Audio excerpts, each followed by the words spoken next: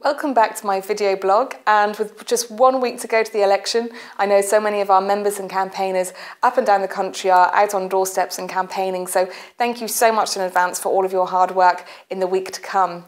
And this week's been interesting. I don't know if you saw the interview with Russell Brand and Natalie Bennett, which, I'm sorry Natalie, but it was quite funny because Natalie had lost her voice and although she was well in herself, was unable to speak.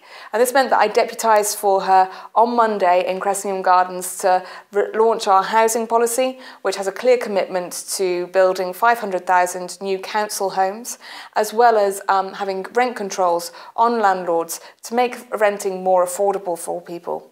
I also launched the campaign bus in Bristol West, which will be travelling around in the last weeks of the campaign to get the Green vote out. But Bristol West is really interesting.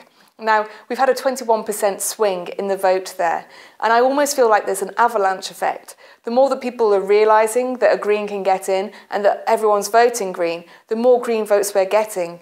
So please make sure that you tell everyone in Bristol West to vote for Darren Hall, and I really look forward to seeing him on those famous Green benches in the not too distant future. We also, I was up in Leeds as well for a debate on Channel 4 with Jon Snow. I was quite excited about meeting Jon Snow, but also quite disappointed because I was the only woman on the panel, and not only that, but I wasn't asked about women in politics when all of the men were. Now, I feel like I go on a lot of panels where I am the only woman on a panel, and it shows that we've got so much more to do about equality in politics. The Greens have been pushing to make sure that we have better representation of the genders, and although we had around 40% women stand this time, we'll be putting the mechanisms in place now, well, in the run-up to the next general election, so that we do have 50% women and have a better representation of people, candidates, as that matches society.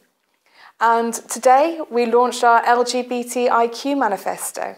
And here are our key policy points here.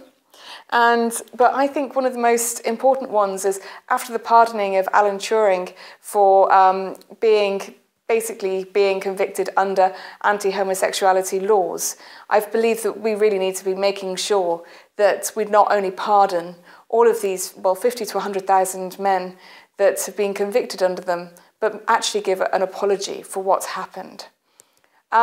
We've got an exciting weekend this weekend. Natalie will be in Bristol West supporting Darren Hall. I'm going to be in Brighton working with Caroline Lucas and doing work around our youth manifesto, and Shara will be launching the BAME manifesto here in London. I think this might be my last blog. Oh, I forgot about the interactions. Sorry. Thank you for everyone who's been commenting and questioning on YouTube. I just want to clarify that I am Welsh and not Australian. I'm not really sure where that came from, but anyway. But also people asking about animal rights. I feel like I've listed a whole bunch of manifestos that we've launched, but we actually launched our animal manifesto a couple of weeks ago. And people who are asking about things like the hunting ban, and I just want to highlight the fact that check out the manifesto. We've got a clear commitment to strengthening the hunting ban and stopping the badger cull. And I think that the Greens are really leading the way in terms of animal rights. As I said, I think this will be my last blog, so please make sure that in the last few days of this campaign, you're promoting the Green message. We've got so many opportunities to boost our results in the polls. We've got so much opportunities to boost our results on election night, so get the Green message out there, and please make sure that you remember to go out and vote for the Green Party. Thank you.